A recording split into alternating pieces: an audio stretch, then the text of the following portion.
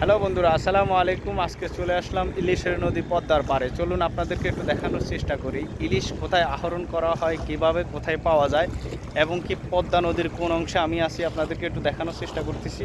চলুন আপনাদেরকে দেখাই, ধৈর্য সহকারে একটু আপনারা আমার সঙ্গে থাকবেন। ইলিশ বাংলাদেশের জাতীয় মাছ, এটি একটু সুস্বাদু মাছ যেটা আসলে বর্তমানে সবার হাতের নাগালের বাইরে।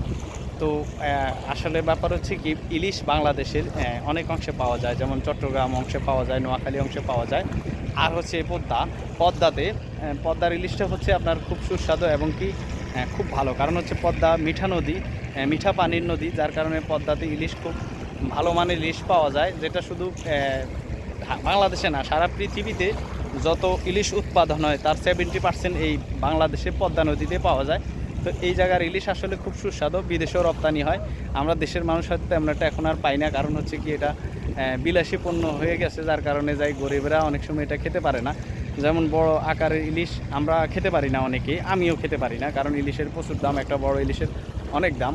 তো তারপরেও যেহেতু ইলিশ মাছ সারা জীবন দেখলাম, রূপালী ইলিশ দেখতে খুব ভালো লাগে। আমরা সবাই ইলিশ ইলিশ নিয়ে একটা ইলিশ নিয়ে একটা মাতামাতি বাংলাদেশের মানুষের ভিতরে আছে, তথা বাংলাদেশ না, পৃথিবীর অন্য অন্য দেশে যেমন ভারতেও, কলকাতাও ইলিশ নিয়ে অনেক মাতামাতি আছে। ইলিশ অনেকের পছন্দের মাছ, প্রায় ইলিশ মাছ পছন্দ করে না এমন মানুষ খুব কম পাওয়া যায়। তো এই ইলিশ মাছটা আসলে কোথায় পাওয়া যায় সেটা আমরা অনেকে জানি, কিন্তু সরজমিনে কেউ আসা হয় নাই। তো আমি এখানে কাজে আসছিলাম, সেক্ষেত্রে আমি আপনাদের যেহেতু আমি কাজে আসছি, তো আমি চলে আসলাম পদ্মার পাড়ে এসে আমি একটা ভিডিও সংরক্ষণ করে নিছি আপনাদের সাথে শেয়ার করার জন্য। যেহেতু এখানে কাজ করতে হলে ভিডিও দিতে হবে, তো সেক্ষেত্রে ভিডিওটা আমি সংরক্ষণ করার চেষ্টা করতেছি। দেখুন এই পদ্মাটা নদীটা কত বড় একটা নদী এবং কি তার ঢেউ কেমন আসতেছে আমি আপনাদেরকে একটু দেখানোর চেষ্টা করতেছি। দেখুন আপনারা আমার সঙ্গে থাকুন, দয়া করে ভিডিওটা একটু লং হয়ে যাচ্ছে, তারপরেও আমি অনুরোধ করতেছি আপনারা ভিডিওটা অন্তত শেষ পর্যন্ত সবাই দেখবেন। কারণ হচ্ছে কি, একটা ভিডিও সংরক্ষণ করতে অনেক কষ্ট হয়।